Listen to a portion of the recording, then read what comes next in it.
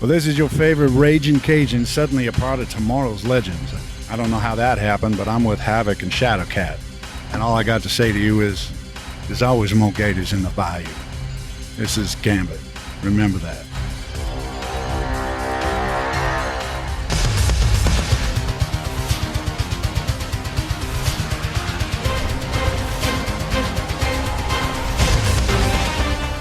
"30 years ago, one of the greatest animated series of all time went off the air. But now it's returning to our screens, and the mutants will rise again. X-Men 97 continues the story of Wolverine, Rogue, Storm, Cyclops, Jean Grey, and more as they try to move forward from the loss of their leader, Professor Charles Xavier. Join Havoc and Shadowcat on this new adventure as they bring you the stories of X-Men 97. This is tomorrow's Legends. Yeah, welcome fellow mutants to X-Men 97. It is the summer of X-Men as we kick off our Season 2 coverage starting with issue number 1 of the comic series that we think is running alongside the show, but we will find that out once it begins. Either way, we're going to cover it all for you, and in case you get confused, this is my third alter ego here on the network. I am Havoc. And I'm Shadowcat. Woohoo! And I see you just simply wrote in the news section, surprise news. So I don't even know what you're going to... let me play the news clip, because I don't even know what's coming. We interrupt this podcast for a special report. What do you got for us? Yeah, so a little anecdotes here.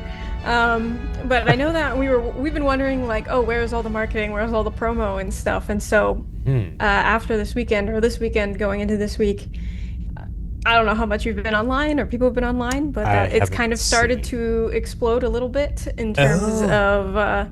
Really? So no new trailers or anything, but we've got coverage and we've got the first kind of critic reviews and ratings coming in. Those I've seen, yes. Mm-hmm, yes, so all of those kind of...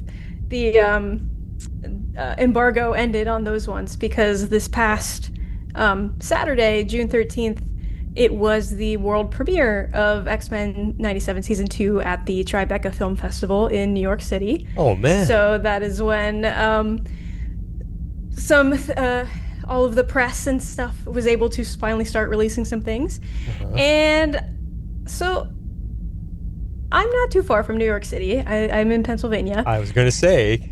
And so it was at the film festival, the Tribeca Film Festival. So that's about 2-week-long film festival that happens in New York City for different things. And so they'll have premieres. They'll have for TV for mostly films, but sometimes they do TV, especially now in this day and age and stuff as well.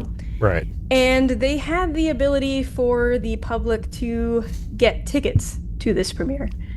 Whoa. And so Shadowcat here may have been at the premiere. Are you kidding me? Yes. And you didn't say a dang thing to me No. I had to keep it a surprise. What? So you've seen the premiere? I have seen the first 2 episodes of Season 2. Oh my gosh. How could you keep that from me? I feel so betrayed. No. Had to rein that in. I thought Shadowcat was more loyal than that. You're more playing like Emma Frost right now. No, but so I was there this past Saturday. We were able to watch the first 2 episodes, and they did an interview afterwards with some of the executive producers on the show. So the Julie and Eric Lewald, who were part of the original series, Larry Houston, who was part of the original series, and then Brad Winterbaum, who's the head of Marvel Television and Animation as well. So we got to hear interviews from them, and a bunch of the cast was there as well. So it was pretty cool. I would say so.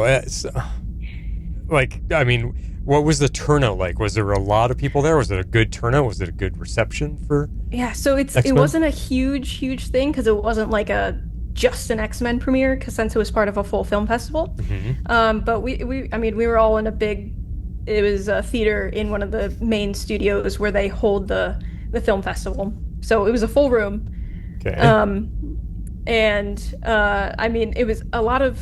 There were some people in cosplay there who were in New York, and it was mostly a lot of X-Men fans who were there. So we were watching it, and it was just like cheers and gasp and like all of that happening as we were watching characters come back on screen and all of that. Yeah. So it was pretty cool. It was like being in the movie theater for like a big Avengers movie, except not at a main theater. But it was a lot of fun. See, and that is indicative of how popular the X-Men is, that a simple little cartoon like this can have a turnout like that at a special event. Marvel and Disney Plus and everybody has to take notice and go, we have got something here. Like, this property is massive. It's hugely successful, hugely popular. We got to do it right. And what does that make them think about bringing the X-Men to live action? Because they look what the animated series can do. It's like, okay, what can we learn from that to bring into our live action X-Men to deliver the same type of storytelling? Yeah. Like, I'm hoping, because I mean, they are working on the live action right now, but there's not. Yeah. It's still just in development. I don't even know if they have a finished script for that yet. Man. But it's cool. Yeah. So we know, I mean, this isn't new news. Like, we know that they have been renewed for season 4. So we know that they're already working on season 3 and 4 at the moment, which is really cool. So we'll be together for a while at least. Yeah. Yes. And July 1st, so the premiere on Disney Plus for it, it's going to be the first 3 episodes. So we're going to get 3 in one day. Oh, wow. Out of a 9-episode season? Yeah, so 9. So we get 1/3 of it on the first day. Well, we'll have to talk behind the scenes if we want to cover all 3 in one episode. Knowing you and me, we should maybe break it up into one episode per show. I have a feeling it's going to be a lot. So okay, well, without spoiling, without giving anything away, what's your overall feeling? Like, did you walk out of there going, "Oh my god, I can't wait for the season to get going"? I'm interested to see like where it's going to, because I saw how it started, so I'm interested to see like where's it gonna end. Yeah. With already seeing what they did in the first 2 episodes, and they're both like normal length, so they're both half hour long. Okay. And this isn't like a spoiler, but I know for this, like, we just saw present day kind of stuff happening, so we're gonna catch up with each of the timelines, is what I'll say, in the first 3 episodes. Okay. So we're gonna catch up with that. That's not really a huge spoiler. Yeah. Well, I would expect so. I mean, your main characters are in the other timelines. Yes, they're all in different timelines. So we're gonna catch up. Each of those episodes is gonna focus on one of the time periods, including the present. Okay. I'm interested to see, like, because it's already a lot of characters they're juggling and they're adding more. So I'm very interested to see how they're gonna be able to juggle in only 9 episodes all of the characters that you are don't want it to be this. Overwhelming. Like everybody's on screen for a half a second and that's it. Like, but I think there's some characters that are gonna have some really good arcs this season from just what I saw already. Cool. And I'll say the second episode, they do something very, very cool with the title sequence. Oh yeah. That like the entire room was like screaming, and that's just the title sequence. But it was what they did and how they set it up was very fun, I'll say. No fair, you got all that fun stuff over there. Jeez. Yeah, no, I just have to sit on it for 3 weeks. Man, I might have hopped on a plane to get over there just for the night if you had let me know. That would have been cool. But from what I've been seeing, like all the early reviews are coming out, even the Rotten Tomatoes critic scores, it is 100% across the board. Everyone is saying the entire season, it's 100%. It's perfect. It's the best thing Marvel has ever done. Like it's clean sweeping, 100%. Not a single bad review about it yet. Mm-hmm. That's crazy. Yeah. So we got a lot to look forward to. And I mean, I can only imagine they've already got 4 seasons in the books that they're working on. Like, where are they going to take this thing? Like, what kind of stories? Because I mean, we had Sinister and and Bastion, and now we're going to have Apocalypse. Like, how much further can they go with it? It's just, I can't wait. I'm excited. Yeah. So, I mean, if we're staying in the 90s, there's a ton of crazy comics in the 90s. So we'll see. Yeah. Well, in case you guys didn't realize that, because I didn't actually say it in our opening monologue, we are actually covering issue number 1 of season 2. I did say that. Yeah, what am I saying? So in case you forgot, because we just got all excited about that news. So this is issue number 1 of season 2, and not that you guys can see him. I'm holding it up to the camera right now, if and when I ever get the video. But there's the issue there, so it's pretty cool. I got my own Shadow Cat trying to get in on the action here. So let's get into. I mean, basically, what we're going to do is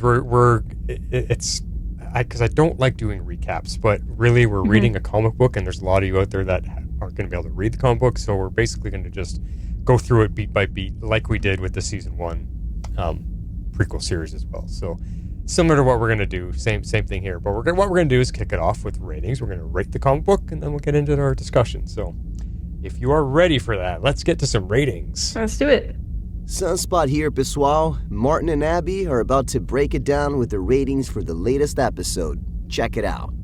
Why, thank you, Sunspot. We got some new voice actors on the show, Abby. Mm-hmm. Yeah, we got some more new clips in here. We got lots of we got Magneto, we got Gambit, we got Sunspot, and Bishop will make an appearance eventually. Yeah. And technically, we have the original Gambit, so he's playing. He's Cable. He's Cable's voice actor for Cable's voice currently. actor. So we do have Cable. Yeah, true. I didn't get him to say any Cable stuff. Yeah. So. All right, let's get into our rating. So I'm giving this comic book issue 1 7.5. Fun setups to what might come, and it's not fair because I'm going to be talking like I don't know anything, and you already know what's coming. So I find it interesting that we start off right where we left off. And we'll talk about that in a little bit. But I thought there might be some more time skip happening. Maybe just a little, but it didn't. It went right back. In fact, it actually starts in the last minute or two of the last episode. And then also interesting is that the whole issue is just the modern day. Like, we don't even go to the other time periods yet. So I'm really curious how these issues are going to play out and mix in with the show once it starts. Because this is issue 1. And then season 2, episode 1 is going to come out. And then issue 2 will come out. So I'm kind of curious where the comic book's going to go compared to the TV show. So yeah, I mean, it was fun. It was a fun comic book. It kind of went through pretty quickly, but it's, some lighthearted fare. Yeah, I thought it was solid, which is why I'm giving it 7 blown tires out of 10, even though Jubilee didn't get to blow the tires. But yeah, so it's hard to really give it like a full rating since it is just a first issue out of 5. Yeah. But I will say that it feels like it fits the tone more than the season 1 comics, because I know that was a big thing.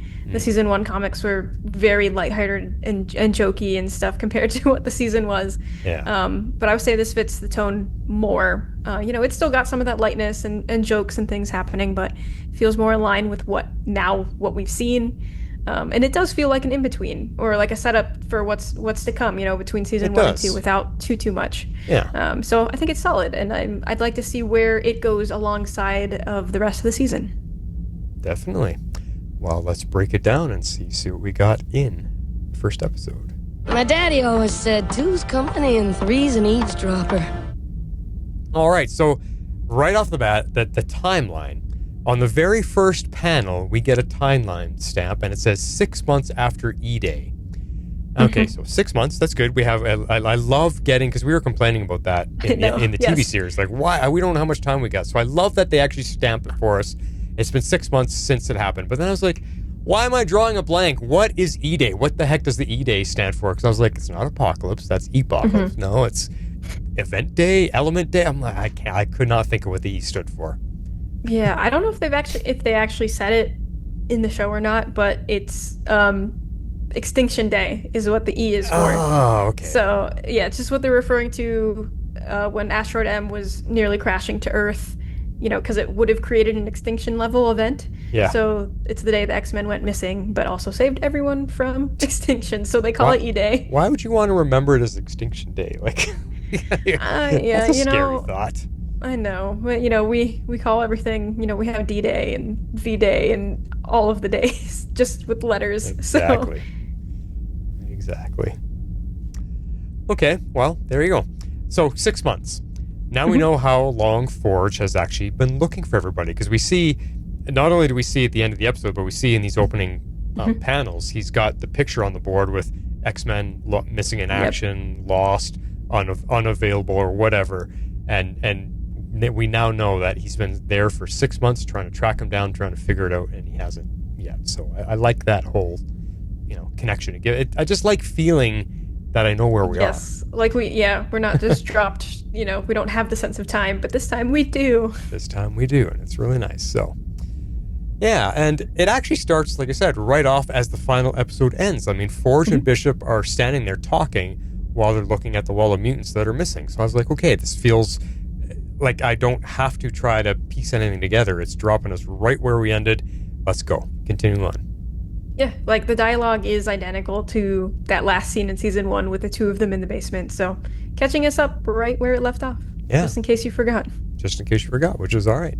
And in case people aren't even reading the comic books anyway. Like, that too, yeah. Yeah. But here, this was something I found interesting. Bishop says that they have to super boost his time travel wristband device that he has to be able to bring all the X-Men back to the right timeline, but they need to figure out when they are first.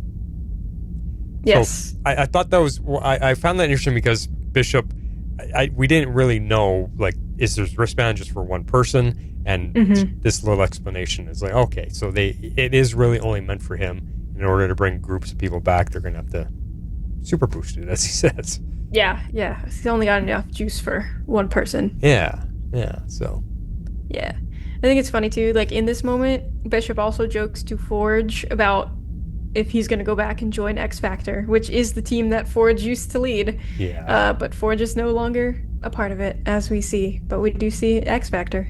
And do we know the history of that? Like, did Forge quit? Because, he's obviously way out in the desert where he met Storm eventually. Yeah. Like, did he just leave because he's done with the team or something? I don't think we know what the history is in this timeline in here, because, like, there was only one episode, I think, in the original animated series where they had X Factor in it. And we don't see, like, too much of what was going on.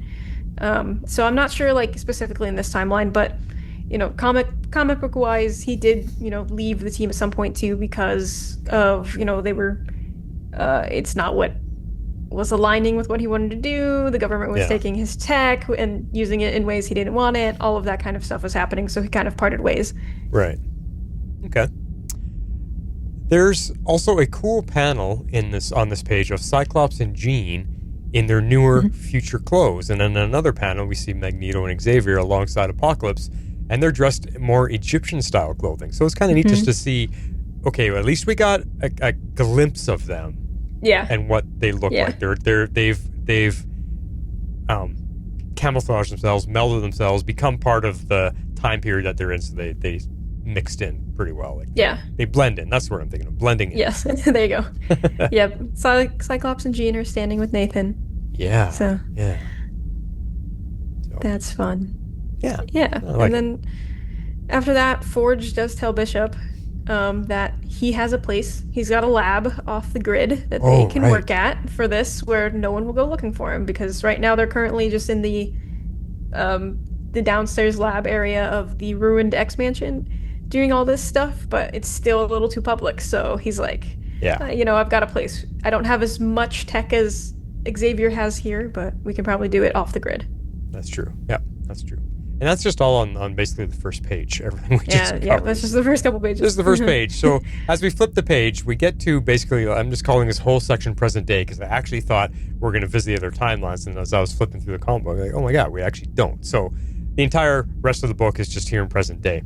So we get to Jubilee and Sunspot, and they're visiting a memorial vigil for the lost mutants. But regular people, regular humans, are causing a protest and calling them freaks and throwing rocks, and it's like you said, it's the same serious stuff that we already had in the series. But where I'm kind of surprised here is the X-Men just saved the world, and there's still a bunch of a-hole jerks still being racist and, like I said, throwing rocks, throwing eggs. They're just like, get out of here, you mutie. I wish you all died. You should have disappeared, and we hate you. Like, it is really not nice. They're nasty. Nasty as hell. Yeah, because, even despite it was the X-Men trying to save all of them from this, like, they still see, like, oh, Magneto caused this, or, whatever it was. Mutants are still causing these issues, so no matter what, they're still probably going to flip it into their narrative, even if mutants were the ones that saved them. It's the X-Men that saved them, but some people can't see past that no matter what. It's bad, like, and they're getting violent, and it's crazy.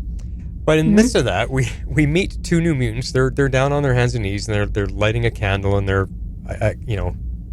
praying or whatever they're doing. wishing for whoever they lost to come back, and we get their names. Their name is Rusty and Skids. It's a guy and a girl. They're a pair, and I can't remember if did they say they're brother and sister, or are they boyfriend and girlfriend?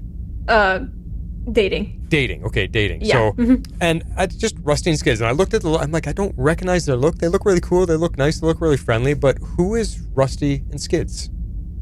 So, yeah, these two, it's Rusty. Their real names are Rusty Collins and Sally Blevins.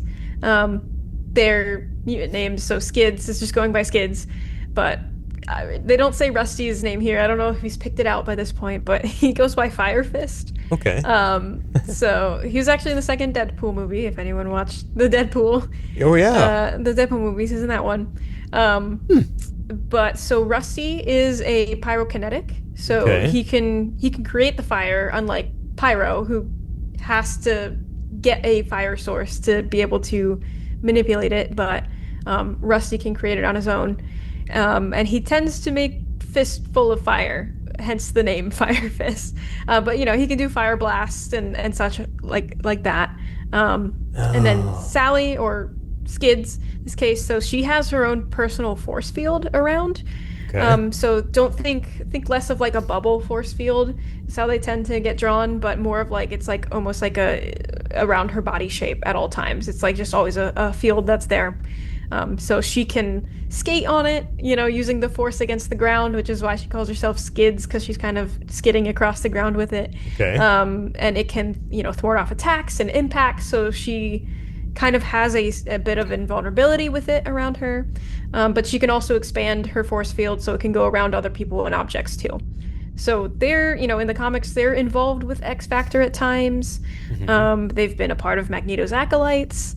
So I can see some of the connections or, comic callbacks right here that why they might be the two that were picked for the book and having them in this comic. So just they've been involved with a lot of the teams that are kind of starting to show up in this comic and the series. Okay. Well, they'll come up a little bit later, but I actually like them. Like what the few panels that they were in, they actually seemed like really friendly people. Like there was something about them that I was just drawn in. I was like, oh, who are these guys? They're pretty cool. Yeah, they're just kids with powers. Yeah, and they're just trying to make their way. Rusty and Skids, like that just sounds like a great duo name. Like I could see an offshoot side comic, Rusty and Skids. Like it sounds like a TV show. It sounds like something I don't know, Starsky and Hutch. Like it just Simon and Simon, Tango and Cash. It just sounds like all of these great pair up type of action movies. So I don't know. It was kind of fun. I like them. So that's cool. Now, like I was saying about the crowd is getting really rowdy and being extremely racist towards them. And amongst the crowd, you see there's some mutants that are getting attacked by all of this. And somebody that looks like Pyro, and I know we find out later what his name is, but here in these first couple of pages, we don't know who he is, but it looks like Pyro. It looks like a really young Pyro. Yeah, it is Pyro. And he takes a punch to the face. Like, a human just hauls off and crosses him right across the face. And now an entire fight breaks out. Because I can't remember the humans were yelling at him. Did he say something to initiate the punch? So they were telling him to go back where he came from, and then he was like, you can't, because he's talking about Genosha. It got destroyed. Yeah. Oh yeah, then the guy says that maybe you should go crawl under the rubble. Yeah. And then he punches him. Yeah. No, this is making humans look really, really bad. They're a bunch of complete racist scum. Or I don't know. Do you call it racism when it's against mutants? What would you call it? Yeah, I'd still call it that. Just bigotry in general. Bigotry, yeah, okay. Yeah. So there's also a panel of other mutants all wanting to get in the fight with the regulars. I don't know what else we're going to call the humans. The regs. I was just calling regs for short. And in this panel, I actually only recognize Avalanche, I think. So who else? It is Avalanche, right? Yes, Avalanche is one of them. Is one of them, and he can cause earthquakes. That's his ability, right? Yep, earthquakes. He can, control the ground, basically, geokinetic forces. Okay, so I'm looking at the picture here. There's a guy behind. There's Pyro. Oh, sorry, Pyro's in there. Pyro and Avalanche. There's a guy that looks like a white Hulk, but actually he looks more like Hercules to me, the Marvel character Hercules. And then there's some weird looking biker pirate, and then some weird golden version of the original when Iron Man first came out of the cave in Iron Man 1. when he built the very, very first Iron Man suit, there's this woman that looks just like him, but she's gold instead. I'm like, I don't know who these characters are. Okay. Yes. So yeah, we got Pyro and Avalanche, and then so the woman in the gold armor, that her real name's Heather Tucker, but her mutant name is Tempo. Tempo. So okay. Tempo. So she can manipulate time. She can usually uses it to slow down time mainly. So you see her use that against some of Multiple Man's dupes when X Factor shows up. Yes. But her name never gets spoken. So. Yeah. No. None of their names get spoken. They're just here. Yeah. She can also fly. I'm not sure why, but why not? Why not? But yeah, so she can manipulate time. That's what she can do. And then the one that looks like Hercules that has the 4 arms, his name is Forearm. He has 4 arms? So I didn't notice that. 4 arms. Yeah, there's a panel where he's grabbing Sunspot. If you look at that one, you can very clearly see the 4 arms. Oh, okay. I thought that was just representing how fast he's moving. No, he does have 4 arms. And that's his superhero name is Forearms? His name is Forearm, like Fore, like your forearm, the part of your arm. But yeah, it's a play on words. Okay.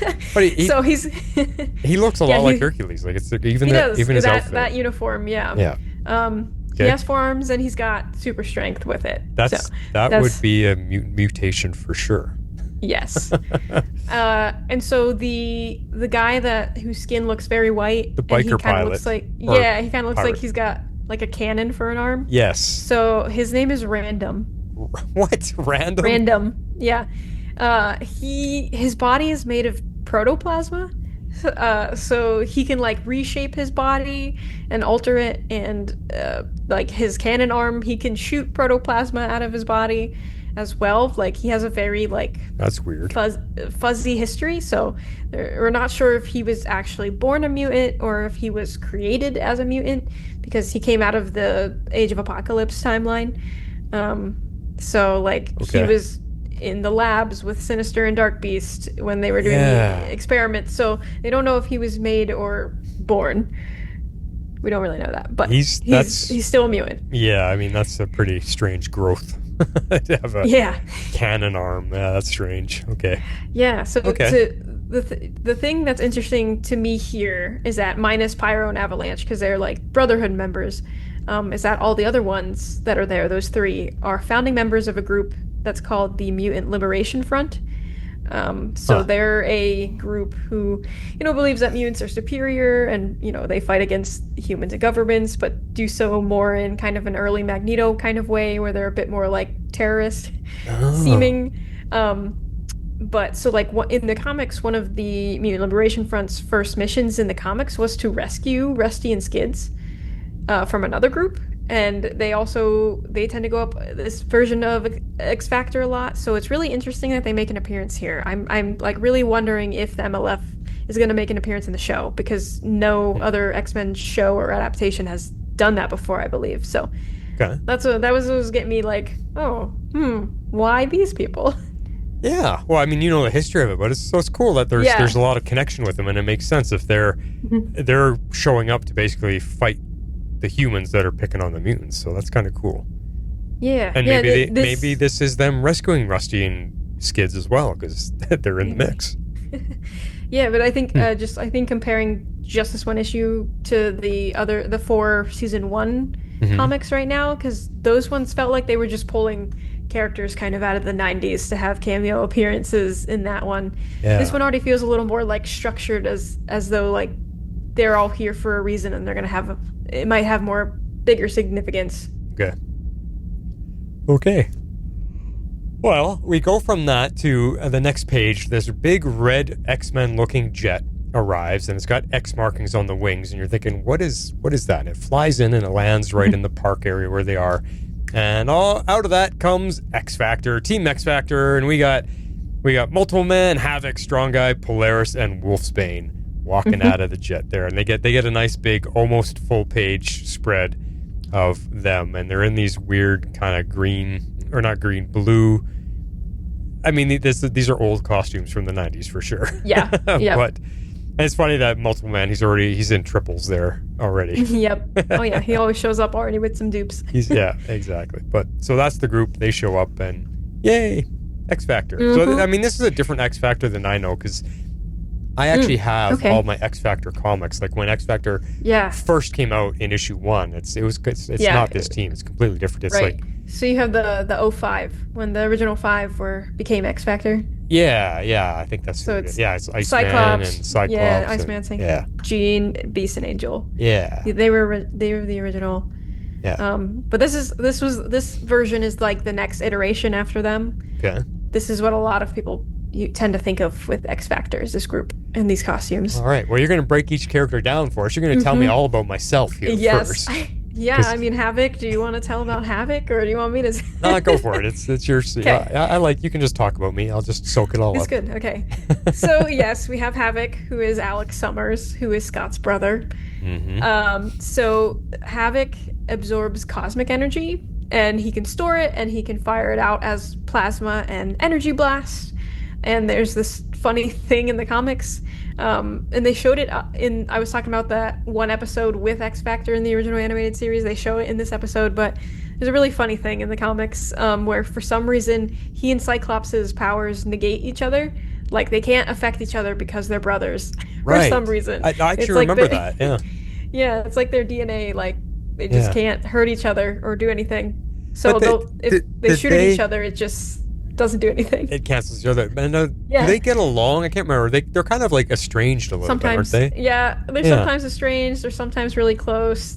They love each other, but they're fighting all the time. They have very different like ideals and kind of ways of seeing the world. Havoc's not as by the book and by the rules as usually, except Scott when he's on X Factor. But okay.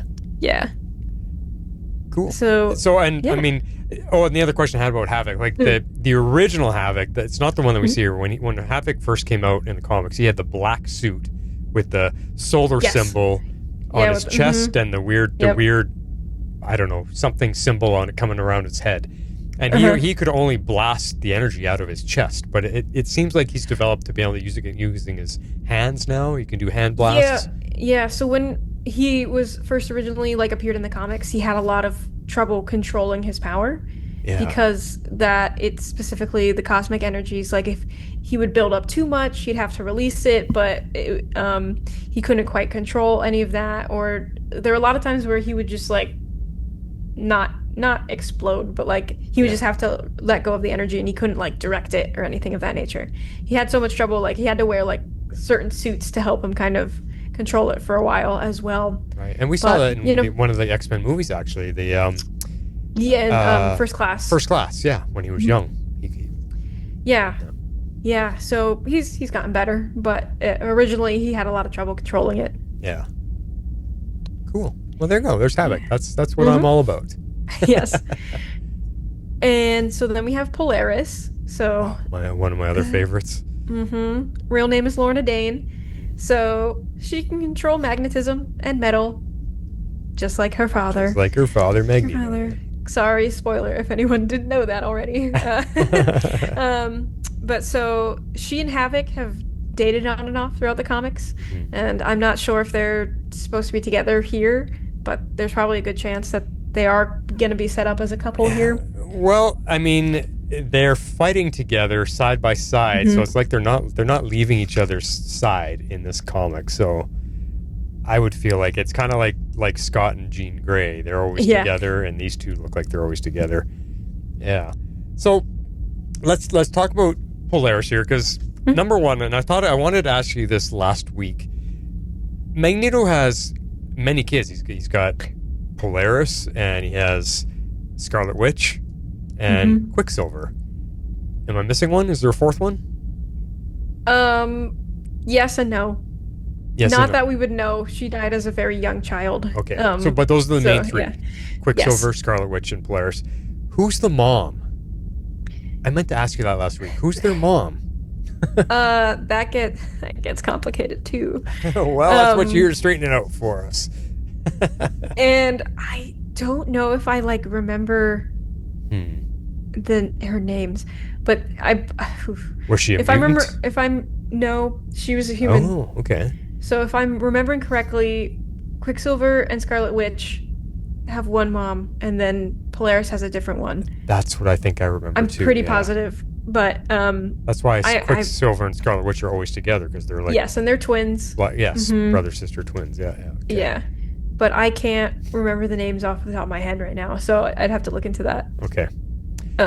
Okay, so nobody predominantly popular, nothing we should know about. No, like she's not any mainstream characters. I mean, for Magneto to have that many kids, I mean, he must have been in a fairly long-term relationship. To at least have 2 kids with one woman, like.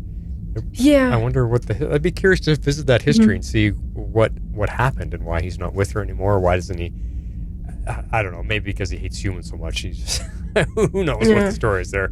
But then the next thing I want to ask you about Polaris is she has always, in the comics, she has always had trouble. Like the magnetism control has messed with her brain. Like she's had some mental breakdowns quite often. Can you go into that a little bit with her? Because she's been deemed crazy a couple times. And not a favorite character trait of mine that people keep writing comics for her, because she does have that history of like, they just be like, oh, let's make Polaris go crazy again, let's do this. She gets brainwashed a lot, possessed, all of that happening. But I don't think it has to do with her, like the power set necessarily.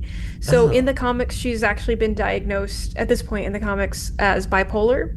Okay. So she does have that kind of, you go through manic highs and lows kind of episodes is what happens when you have, bipolar diagnosis.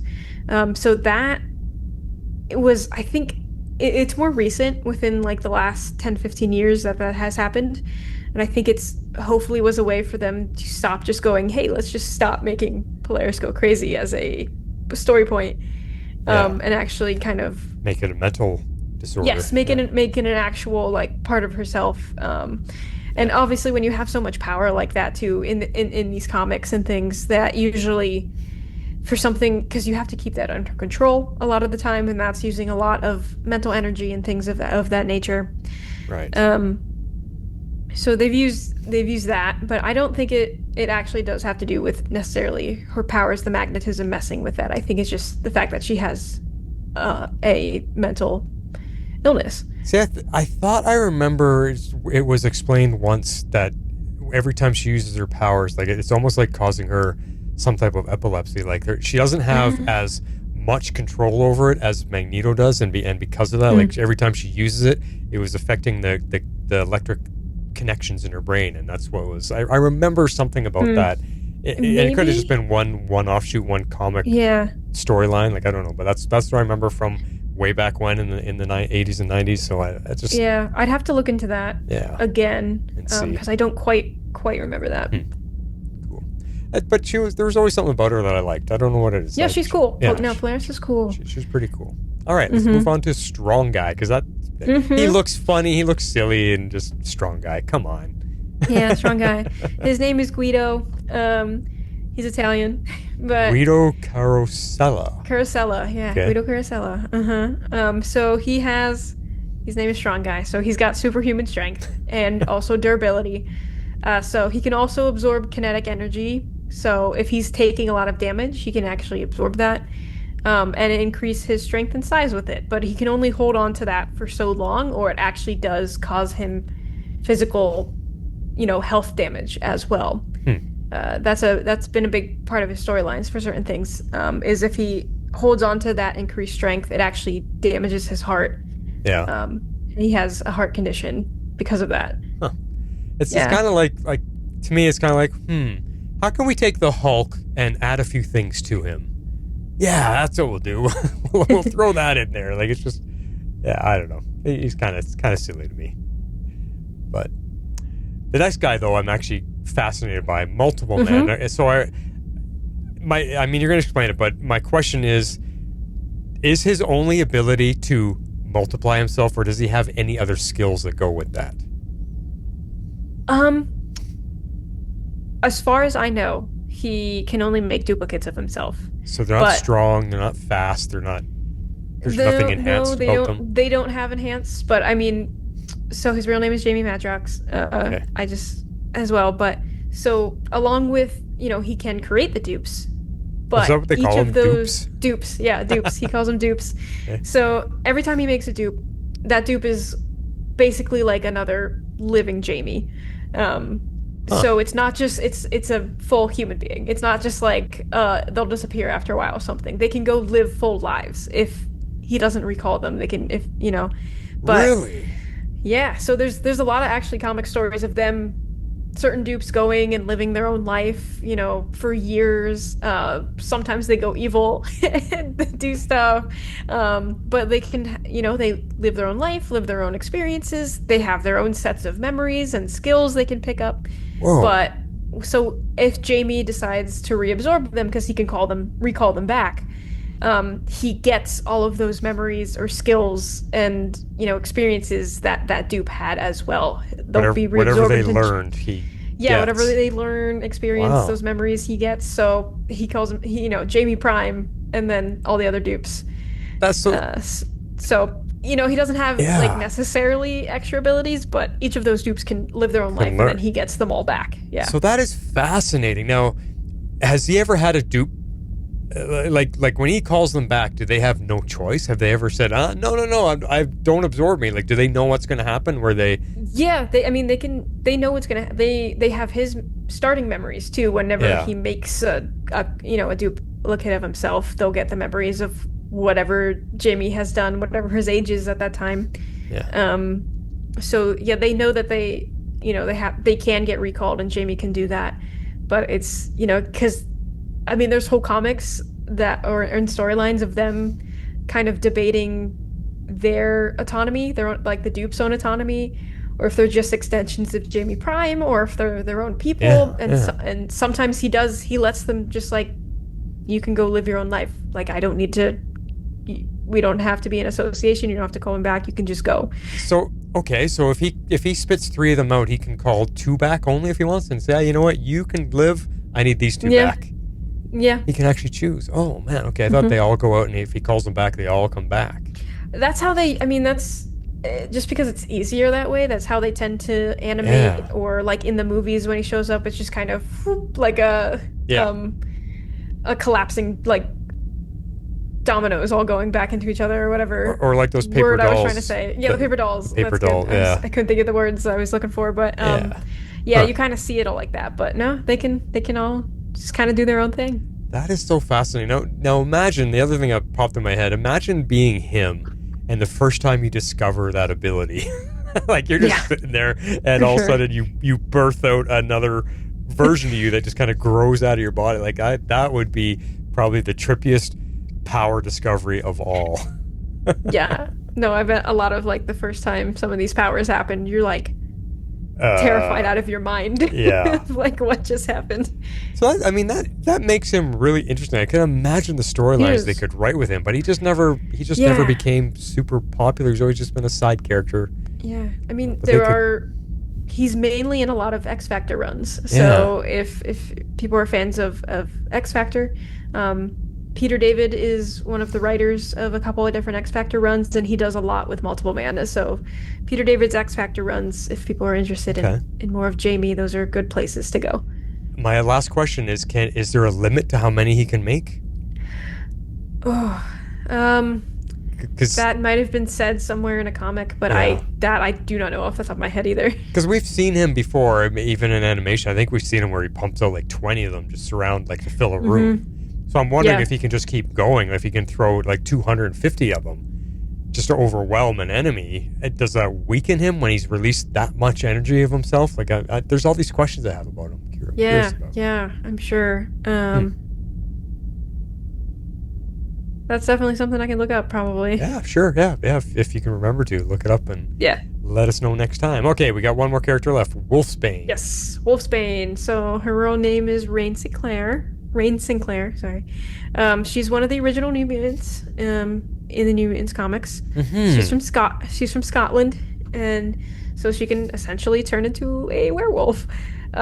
She gets heightened senses when she's in wolf form, so smell, sight, hearing. She's a good tracker when she's a wolf form as well, and she can also sharp claws. It looks like sharp claws, like all that comes with being an animal. Involved, basically, or yeah, like some heightened strength. Okay. Not like anything like super, but yeah.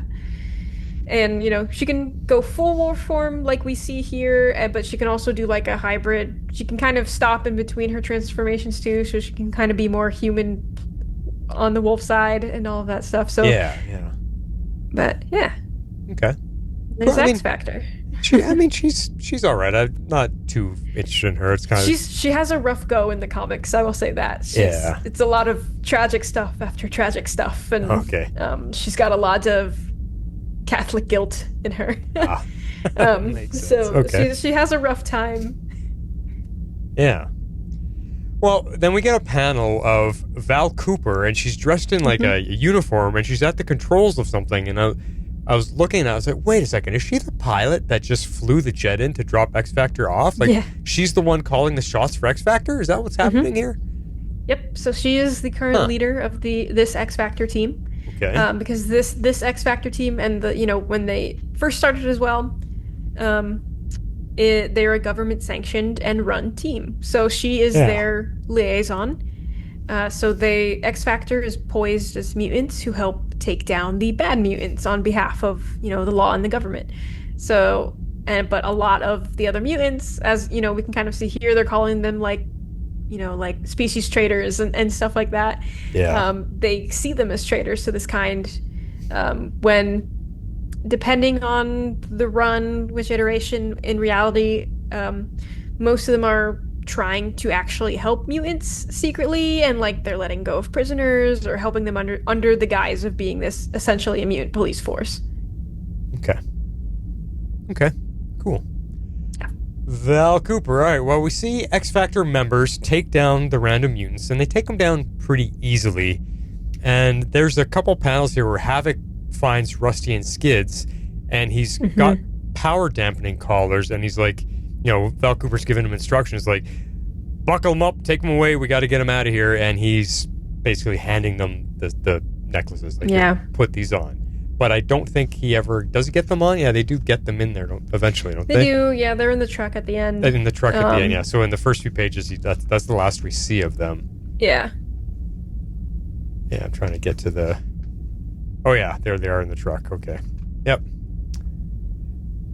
Wearing the collar. Not only they're wearing collars, but they're wearing like shackles and chest braces and all kinds of stuff. Oh my god. Intense. Yeah. Okay, so that's what we see Havoc doing. So he's trying to gather up these mutants for whatever reason. Then we get to Jubilee and Sunspot, and they actually ran away from the fight. They were sort of involved, and Jubilee realized we just need to get out of here, so they run away. And they're running through the back alleys of the streets, and they get cut off by a limousine, and it's Roberto's mom. She gets out of the limo, and we think she's there to help him. He thinks she's there to help him, but instead, she's more worried, just like we saw on the TV show, she's more worried about them being caught on TV, revealing they're a mutant, revealing they're part of all this stuff, and they're going to be called terrorists, and she's just like, I don't want anything, I don't want this to ruin the family, son, so I'm revoking all of your access to the family money. She basically disowns them, and says goodbye, and she's like, don't come back until we find a cure for you. I don't want to see you. Unless we find a cure, I'm putting money into a facility that's searching for a mutant cure, and until I find one, I don't want to see you again. I was like, yeah. Man, his mom is a capital B. Yeah, she sucks. Oh, man. Like, award for very bad parenting. Yeah. But, what you just said, what she said there at the end, so they're looking into or trying to find a cure for mutants. So that's not a new thing in the X world. No. A lot of scientists think they can cure mutations, cure mutants all the time. It's been a concept in the comics, the original animated show, because Rogue goes looking for a cure at one point. It's been in the movies. Right? So, I don't necessarily want it to be a part of the show if that's supposed to be planting a seed for something later on. I don't love those type of storylines, but I guess it is interesting to note that it's mentioned here. Like they very specifically put that into the dialogue. Well, it might be a storyline, because I do know in the comics, like, there's a lot of mutants that they don't want to be different. They don't want to have their abilities, and and it actually was it X-Men 2 or X-Men 3 when they had that happening, and there's the third one, yeah. Yeah, there's a lot of them that were like, if you've developed a cure, I'm going to come get the needle, like get rid of this mutation for me. Yeah. So it could be a storyline, and they could. I mean, this cartoon's pretty good at making things pretty dramatic, so maybe they'll bring it in, and I don't know. But in all this happening with his mom, Jubilee gets really pissed off. Yeah. She wants to shoot out the tires of the limousine, but Roberto stops her, saying it's just not worth it. Like, he realizes, my mom sucks. She doesn't love me. She doesn't care. It's just not worth it, Jubilee. Let's just go. But then we see in a panel, Cable is spying on them. He's watching them through a set of binoculars, and you're thinking, Cable, what's he doing there? Why is he spying on them? What the hell's going on? But then when you look closer, he's got 2 arms again, but not a tech arm. They're both natural arms, it looks like. I mean, I still think he still has a tech arm. Is it? And if you go a couple panels when he's standing in the bar, like, he definitely has his tech arm. I think it's just the way it's drawn. Maybe the lighting of it. The lighting, or he's probably wearing gloves. Both of his hands look the same. But he definitely still has his metal arm. See, it's straight. Yeah. Look at one of the ones when he's in the bar. Oh, you know what? It looks like he's wearing a blue-sleeved shirt, and the metal arm isn't showing. That's what it is. Yeah. Yeah. So okay. So he must have gotten a new arm then, but he's got a new one. Yeah. It must not be future. It's not future tech though. Then. Yeah, it might not be, because Bastion took his other arm, but he's probably got it. He still has to have a tech arm. Unless they fixed it after they beat up Bastion. Yeah, maybe. Maybe. Huh. Interesting. Well, there you go. So later that night, a small group calling themselves Clan Aqaba, I should say the full thing, Clan Aqaba, the Alliance of Evil. Can you come up with two different groups? Oh, I thought that was one group. Okay, well, Clan Aqaba, and then there's another group, the Alliance of Evil. Anyway, these people are on the run, and the only names that I saw in the panels were Tower and Time Shadow. And it turns out these guys are low-level Apocalypse henchmen, basically. Yeah. So they, the people that were running call themselves the Alliance of Evil, but they were going to meet up with I don't remember, just a leader or a priest from Clan Aqaba. So two different groups. Okay. So Clan Aqaba, and I think that's how you pronounce it, but I've never heard it said. I've only read it, so I've never heard it pronounced. Could be Aqaba, could be, I don't know. Yeah, it could be. Aqaba sounds better, so I'm going to say that. I do, yeah. But they're a group of mutants, and they're usually, at least like the earlier iterations of the clan, were descendants of Apocalypse. They exist to continue to drive Apocalypse's plans, while they're hiding in the shadows and they're like pulling strings, or sometimes, depending on the time period, they try to resurrect Apocalypse if it's during a time when he's dead or dormant or defeated, what have you, from the X-Men or whatever it is. Right. So yeah, they're shadowy figures, basically a cult of Apocalypse. And then the Alliance of Evil, so these, Cable calls them like the lowest henchmen of Apocalypse. So these are mutants that worked for Apocalypse before he puts together kind of his horseman team. So they're just kind of street level kind of grunts for Apocalypse. Right. So the three that we see here. So Tower, he's the big guy. He can alter his size, as his name kind of implies. Nice. Stinger is the girl, so she has bioelectrical powers, so she can kind of pink, spiky punk hair. Yeah, okay. Yes, she looks very punk. She's cool, yeah. Yeah, bioelectrical, so she can kind of control, not like the lightning, but she can generate lightning and electric blasts and things. Okay. And then, so the other guy in the blue jumpsuit, that's Time Shadow. Time Shadow, yeah. So he can kind of displace himself in time, essentially make like a duplicate of himself. So not like Jamie's dupes, but this is more like a shadow of himself, kind of a dupe in a different time period. So that's what they show. Okay, in the one panel, they show that's why he looks that, kind of he looks kind he's of like faded. So he's basically like. So they did this concept in the Flash TV show when they would they could make like vibrate copies of themselves that were like themselves a couple seconds earlier, that they basically use to sacrifice themselves in fights and stuff a lot of the time. Oh, okay. So Yeah, I think I remember that. It's kind of similar to that concept. So right, he can right. kind of put a copy of himself in a different time. So that's usually like minutes, hours. Like, don't think like hundreds of years ago. He can kind of put himself in time. Well, I found the panel. So where I got the name wrong, it says, "Honored representative of Clan Aqaba, the Alliance of Evil is pleased to make your acquaintance." So the period between Clan Aqaba and the Alliance of Evil, it's almost non-existent. So it looks like it says, "Honored representative Clan of Aqaba, the Alliance of Evil." Like, that's a big name. That's a big title. Yeah. Yeah. Right. And they mention another person in the beginning of that, Frenzy. So she's a different mutant. We actually see her in a few pages when Exodus shows up. She is part of his acolytes. So that's what they're talking about when they're like, "Oh, Frenzy ditched us for that other guy." It's because we see that come full circle when Exodus shows up, because she was a part of the Alliance of Evil initially. Okay.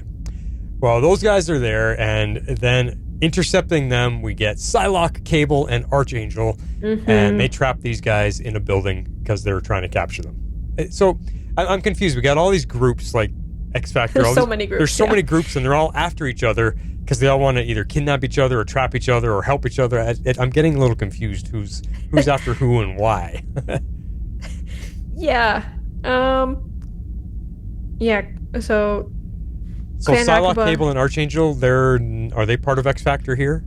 Nope, they're part of a different team that starts with X. Okay. I mean, they're X-Force. That's not X-Force. Really a spoiler. I've got a couple of X-Force. We'll see them, but I've got a few of their comics too. Yes, they're X-Force. That's Cable's team is X-Force. Okay. All right. This is something funny though. Like, when Angel became Archangel, I never ever liked his design, Archangel's design. No, I hate the pink and blue leotard that he wears with the silver wings. Like, it's so dang ugly. Like, I wish they'd update it. It's just a stupid looking outfit. Like, come on, Archangel, put him in something fiery red or black and red. Like, pink and blue. Like, come on. Pink and blue. It just looks phony, and yeah, I hate it. He's had a few different Archangel looks, but I mean, that's the most prominent ones. Oh, it's the worst. When he's Archangel, he pretty much always has them. He always has the metal wings.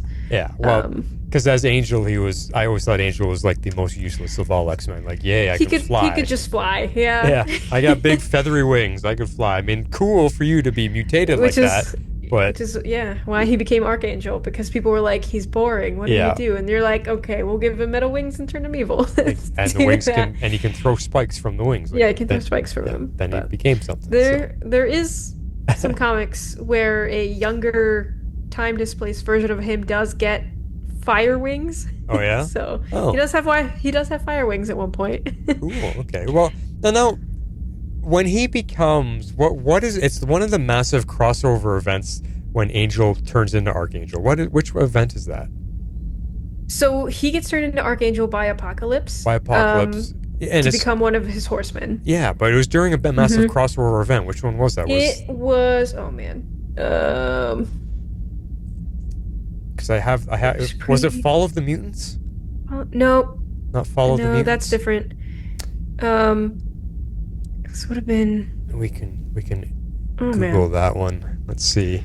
An episode from now, like, it was this one. Should be able to Google. I said, what event does he become Archangel? And it doesn't give me any answers. It's so crazy. It might not have been an event then. It might have just been. I was pretty sure it was an issue. Yeah. So I had a question about Archangel. Like, he accepts the offer from Apocalypse. Apocalypse puts him through this process to turn him into Archangel. Maybe you can explain that a little bit, but because he was a bad guy, he actually fought for Apocalypse against the X-Men for a while. But then maybe you can explain it if you can. Like, what changes him back to good again, to become a good guy again, and why can't he? Like, he's always stuck in the Archangel form now. He never reverts back anymore. Yes. So in this continuity and in the comics, like, Apocalypse has a process that he can turn people into his horsemen, so he can enhance powers, basically, but it also it kind of instills you with a control over you, so you're kind of doing Apocalypse's bidding and you're on his side. Right. A brainwashing kind of element to it. And in this continuity, it looks like a scary surgery kind of way of doing it. Like it looks scientific. Yeah. Like basically you undergo this enhancement process in that way. And in the continuity of this show, so he does get turned into Archangel and kind of is evil and fights for Apocalypse for a while. But you can get broken out of kind of that brainwashing, but your physical stuff stays. So like his metal wings, the skin, all of that kind of stays with him. In the original animated series, I don't remember all of the specifics, but it's actually Rogue that breaks him out of it. Kind of breaks him out of brainwashing and like reminds him, like, hey, you're not a stooge of Apocalypse. Like, you were an X-Men. Like, be an X-Men again. So she kind of breaks him out. She's the one that kind of breaks him out of that and kind of helps him turn back to good. Okay, it's because she touches him and like. I don't remember if it's she absorbs some of his memories and helps like go into his brain and breaks it out, or if it's her giving a nice speech to him. I can't remember, but I just remember that it's Rogue that kind of starts the process back for him. Good old Rogue. Yeah. Cool. Okay. Well, that's what I was wondering about, because I know there was some history to all of that for sure. Yeah, it's been a while since I've seen the original animated, so I can't remember all the details. Yeah, I might have to do a rewatch of that one day. So, in another part of the state, a transport van is carrying captured mutants to a containment facility, and we were already talking about that. When the van gets attacked while crossing a bridge, and it's a 3-player team, and the leader states that this is exact quote for I actually quoted, "Children of the Atom, this is a merry meeting, is it not? Some of you have labored until fallen shepherds whose flocks are now leaderless. Others still cling to the naive belief that humanity might come to accept their betters as mere equals. But now all of you have the opportunity to follow a new path. For I am Exodus, and I come as an emissary to a better life, a ferryman to a new world for mutant kind. Join me and become my acolytes." That's the big speech. Yep. Mm-hmm. So, end of issue 1. I mean, yeah, that's what happens, because I mean they're all on the bus. There's a few panels of them chit-chatting on the bus and arguing, and you know, nothing really interesting happening there, and that's why I just jumped right to the last panel. He does have two people. There's a black girl with a weird half that's helmet. Frenzy. Oh, that's Frenzy. Okay, and then that's Frenzy. And then who's the old man with the big fists? I don't know. Because he just and says, I didn't look it up. Yeah, he looks like Santa Claus in armor. Yeah, that's what he looks like, Santa Claus in armor with big fists. So they're punching out multiple man, and the van crashes, and then that's when Exodus appears. And if you look at Exodus, like he's got like fire around him, like the Phoenix. He's wearing a purple and it pink does kind of look like that outfit with a cape, and his eyes are glowing, and he's up in the sky. He's got his body in the shape of a cross, like, you know, like, I am Jesus and you must follow me. So he's this great I don't know anything about Exodus. This is the last panel on the last page of the comic book. So I want to ask you, who is Exodus? Because the way he's speaking, he sounds a lot like Magneto. And what I didn't realize is if you go all the way back to page 1, he's actually at the bottom of the board that Forge is looking at. Yeah. Which I didn't realize. Like, so Forge knows who he is. He's a mutant that I guess would have been a good guy. I don't know, but tell us all about Exodus, because I don't have a clue. Exodus, yes. So we have seen Exodus in this show. He hasn't had any lines or anything yet, but he was on Genosha, but he survived. But we see him in that episode with Genosha. And if you've watched the season 2 trailer at all yet, then we also see him in that trailer. He's sword fighting with Nightcrawler at one point, which is fun. But so Exodus, so he's a pretty old mutant too. So he's from, I want to say 12th century France, but he fought in the Crusades when the Crusades were happening, which is actually where his mutant powers activated, is when he was fighting in the Crusades. And describing his mutant powers is difficult because he can do also so many things. Like, he's got so many powers. Oh boy. He's got telekinesis, he's got telepathy, he's got teleportation, he can create force fields, he can heal with his telekinesis, shoot energy blasts, he can do all kinds of things. But he can also... So his powers are enhanced when he is surrounded by people of strong faith. So, which is why if he seems very religious, he has that guise because he attracts and builds followers in that sense. And he started out in the Crusades and things, so he was already on kind of a holy mission and from that stance. And so he's basically always on a holy mission for himself. So he actually met Apocalypse back during the Crusades when his mutant powers first activated. And so Apocalypse actually enhanced his powers even further, so he's even stronger. But at one point, Exodus betrays Apocalypse. And so Apocalypse is like, I'm going to seal you in a tomb for thousands of years. So that's what happens. But eventually Magneto finds him and wakes him up. And so he becomes Magneto's right-hand acolyte for a while. That's why he sounded like Magneto. That's probably why. But eventually, in the comics, he takes over as that leader after there's a time when Magneto gets his memory wiped by Xavier. Okay. And so during that time period, Exodus takes over all of his followers, all of his acolytes, and he's the leader. And I think I have a feeling he's gonna play a pretty important role in this season, with him showing up here and him being in the trailers and he's on the board. So I'm not exactly sure which side he's going to be on necessarily or where he's going with it, but it looks like he is building his acolytes and his followers for a time right now when there's no X-Men in the world. It's easy for him. He's got nobody to counter. Mm-hmm. Yeah, nobody to stop him. So okay, so if he's in the next, so I'm just curious, he's obviously going to be one of the big bads for season 2 if this is where it's leading. He's building his army of mutants, kind of like Magneto did, so I don't know, we'll have to see what happens there. I guess you can't really give anything away, but he sounds like a cool guy. I mean, I've never heard of him before, so yeah, he looks pretty badass. Yeah, I don't know. We'll have to see, but that's the end of the issue. So that's where this issue leaves us hanging, and then we're gonna go to episode 1 of the TV show. And does the TV show continue where this comic ends, or does it? I think maybe you can give us that answer. Like, is there a sense? Does this comic will it join the TV show in episode 1? I wouldn't say in episode 1, but I will say there's some things in here that help make some give some context to things within the first couple of episodes. Okay. So does it feel like they're going to be going hand in hand, or is the comic book going to be separate? I feel like they maybe not like fully, but I do think they're going to play off of each other.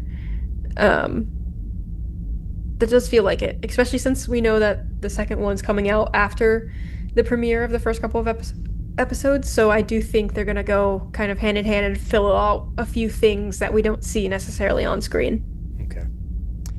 Okay.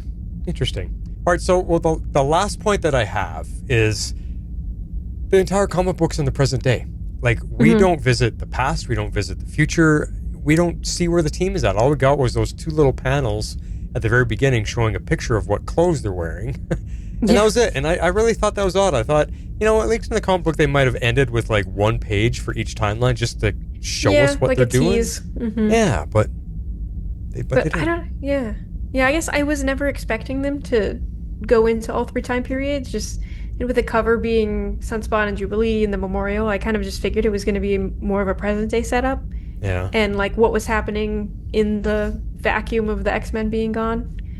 But yeah, you're right. You don't get too much of a tease of what's going on with everybody else. No, you don't. So maybe that's what issue 2 is going to be like. I don't know, because I guess I'm wondering how it's going to all tie into the series. Like, where does issue 1 go? Where does season 1 or season 2, episode 1 begin? Do they connect? Do they link up? Is the comic book's going to be separate from the TV show? Like, I'm just curious about all that. I know you know because you saw the first 2 episodes, so you already understand how they're going to be. Sort of. I mean, yeah. It's not like I saw the whole season, but yeah. I can I can see how this one ties into certain things that I have seen. So I think it's just going to be some, fill-in scenes of things we won't see on screen. Some connective tissue. Okay. That helps a little bit. Yeah, we'll see. Because we've got 5 issues coming, so. Yeah, 5. Mm-hmm. I mean, the TV show will be over before the comic is done. Maybe. Like, it's going to be close because we're getting 3 episodes in 1 week, right? So. Yeah. And these are only coming out once a month, so. Mm-hmm. Yeah, I don't know. All right, well, that is the comic book. That is the issue. We've gone through it all. Like, it's that is it. Not much else there. There's no Easter eggs for you, no special stuff for you to bring up in Lockheed's Lair. Not really anything else that we didn't already cover. That was just, all of the new mutants that were in here. Yeah. But no, I didn't really pull out any Easter eggs or references or anything else otherwise. Nothing extra. Okay. Well, let's see if we picked out a favorite scene out of the comic book. I mean, it's kind of difficult for a comic book, but was there a favorite section? Was there something in there that we liked? Let's have a look at that. Don't you ever get tired of listening to yourself? What'd you come up with? What was your favorite part of this issue? So honestly, I think my favorite part is the tease that we might be getting the Mutant Liberation Front. Okay. Just because they've never adapted any of that outside of the comics. So if they're introduced into this show, that will be new territory for an X-Men cartoon, and I think that's just kind of interesting. Because, I mean, already in the show, in these comics that go along with it, they've brought in a lot of mutants and storylines that have never been adapted outside of the comics, so it's cool to see kind of all the polls along with, the more well-known characters and storylines. So I do think it does a good setup overall, but I just think there's some interesting things that I wasn't expecting them to maybe, dive into at all in this. Okay. Huh. So possibly where it could be leading to, Yeah. Okay, cool. For me, it's not really a favorite scene, but for some reason, I was really intrigued by Rusty and Skids. I wanted to know more about them. I wanted to know what their powers are. I wanted to know who they were and if they're important or integral to any storylines. For some reason, just the way they were drawn, the way they were talking, the way they were reacting, I was like, these 2 characters seem like really nice mutants, and I would like to get to know them better. I want to know who they are. And like I said, Rusty and Skids, it sounds like an 80s buddy cop TV show of some kind. I don't know. Something about them intrigued me, and I want to know more. So whether they're just, that's it for them, I don't know. We'll see what happens. Yeah. Well, we will see. Yeah, so there you go. All right, everybody. Well, that's it for issue 1. So I guess the next thing we're going to try to do next week, Shadowcat, is break down the season 2 trailer. Mm-hmm. We'll try to get to that before July. I mean, we don't have to. It's really our last episode, so if we have to wait a week, we can. But we'll try to get to it next week. Break down season 2 trailer and talk about it in a way that you don't give anything away from the 2 episodes. No. No, there's still plenty there that I have no idea what it is or what's happening. So, if you would like to send in feedback, because we haven't gotten feedback for X-Men yet, but if you want to go watch the trailer and send in some feedback telling us what you're excited about, what you predict might be happening or might be coming, and then Shadowcat can laugh at you because you're going to be completely wrong. Whatever. Send us some feedback in on the trailer, and we'll start including it on the show, because right after that, it will be season 2, episode 1 that we'll be covering, and we definitely want your feedback for that. So in order to do that, listen to this. If you would like to be a part of the show, you can send in your feedback to tomorrowslegendspodcast@gmail.com. You can also reach us on Twitter @tomorrowslegends. We'd love you to join our Facebook page at facebook.com/groups/tomorrowslegends and become part of the community.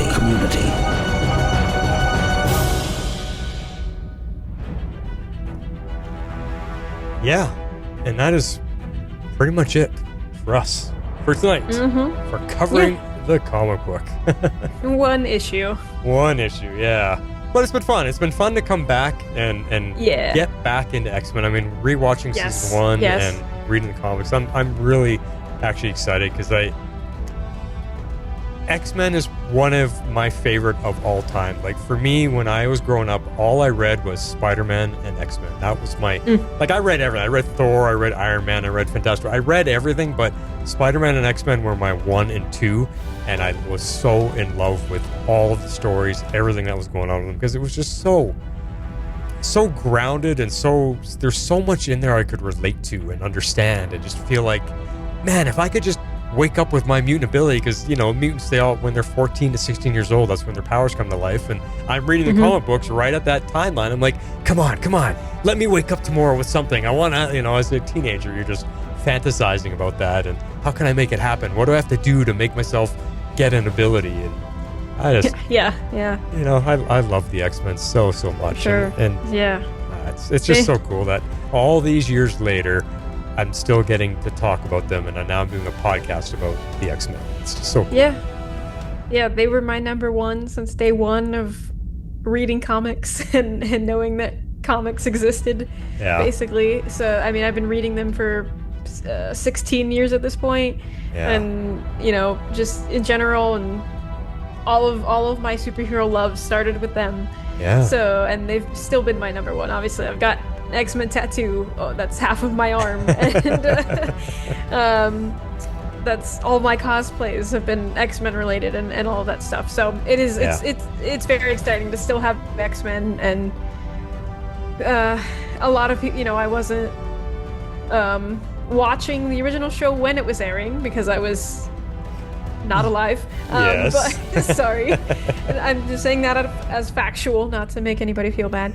But coming into it now and having new fans come into it, a lot of the same crew, like still so involved, like 30 years after the fact. Like it's very, very cool. I think we're living in a fun age with it right now, being able to see so much new X-Men and it coming back to life in this way, in the animated form. Yeah, totally. And they're making a resurgence in the movies again. We're going to see them live action, which is going to be really cool. Like, what's the new casting going to look like? Who's going to play Wolverine? Who's going to play all these characters? Are they going to actually give Rogue her powers? Are we going to get true Rogue? Because I was so disappointed with Rogue in the movies. Like, so disappointed. Anna Paquin is not Rogue, and I was so mad. It was awful. So I really want to see them bring it to life the way it should be. Like, just look at what you got in the animated series and bring that to life. That's all we want. And people will go nuts for it. Marvel will be back on top again. You'll have another $1 billion industry on your hands because X-Men will just dominate everything. It'll be so cool. Yeah, I just love X-Men and that community, and it's fun. I got to spend my birthday watching X-Men. Right. That's so right. Awesome. Your birthday just passed. What a way to spend it. That's a good birthday present to yourself. Yes, that's what I did. Got a birthday present for myself. Nice. Well, good stuff there. I mean, I would choose X-Men over Justice League, Superman any single day, 1,000 out of 1,000 times. It's X-Men over anything DC ever puts out. I don't care. Marvel is the way to go for me, and I'm a Marvel fanboy. Even though most of our podcasts on this network are covering DC properties, that just happens to be what was out. Like, we don't have live-action Marvel TV shows to cover, so we're covering the live-action DC properties. But boy, oh boy, if X-Men or something comes out Marvel-wise, that we'll have to definitely put it on our on our schedule. I mean, we could, as a fun thing, we could go back and cover what was that X-Men? We went for 2 seasons. What was that X-Men? The Gifted. Show? The Gifted. That was actually a really good show. I really enjoyed that. It's just unfortunate it kind of lost its way and never came back for a 3rd season. But it's very, very, very X-Men based. So yeah, cool stuff. All right, well, that is all we got. We'll, like I said, send us some feedback for the trailer and tell us what you're excited about. That's what we want to hear, and we'll talk to you guys in a week. This is Havoc signing off. And I'm Shadowcat. I survived the experience. Hope you did too.